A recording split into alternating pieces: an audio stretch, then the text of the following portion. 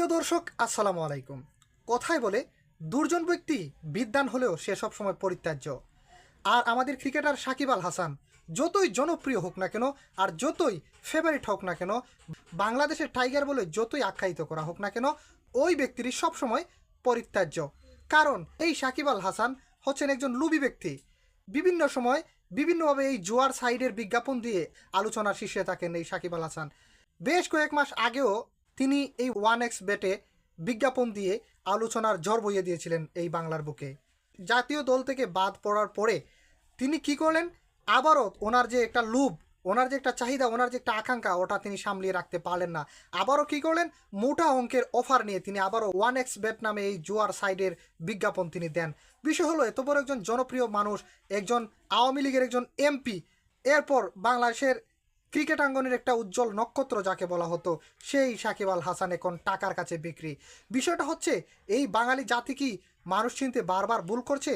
বাঙালি জাতি দেখা যাচ্ছে যে এমনই একজন মানুষকে প্রশংসায় সবসময় বাসিয়ে দিত, আর যে কিনা এরকম জুয়ার সাইডের বিজ্ঞাপন দেয়। এই যে জুয়ার সাইড কি করে একটা পরিবারকে ধ্বংস করে দেয়। একটা মানুষ জুয়া খেলে টাকা খোয়ানোর পর সে তার সর্বস্ব বিক্রি করে দেয়। শেষমেশ এমনও হয়েছে যে চুরি, ছিনতাই, ডাকাতিতে মানুষ জড়িয়ে পড়ছে। দেশের মধ্যে একটা অস্থিতিশীল পরিবেশ তৈরি হয় যখন মানুষ জুয়া খেলে সব কিছু খুইয়ে এই চাঁদাবাজি, টেন্ডারবাজিতে বা লুটপাটে মানুষ যখন দাবিত হয়। কিন্তু এই সব কিছু জানার পরও সাকিব আল হাসানের মতো একজন ব্যক্তি, তিনি কিনা 1x বেটের মতো একটা জুয়ার সাইটের বিজ্ঞাপন দিতেছেন। তিনি কি বিজ্ঞাপন দেওয়ার জন্য আর কোনো সাইট পেলেন না? ওনার কি টাকা পয়সার এতই আকাল পড়েছে যে একটা জুয়ার সাইটে ওনাকে বিজ্ঞাপন দিতে হবে? এই সাকিব আল হাসান বিভিন্ন সময় দেখা যাচ্ছে বিভিন্ন ভক্ত এবং সাধারণ মানুষের সাথে অনেক সময় দুর্ব্যবহার করেছেন, দাম্ভিকতা দেখিয়েছেন এবং ওনার ক্ষমতার বড়াই দেখিয়েছেন।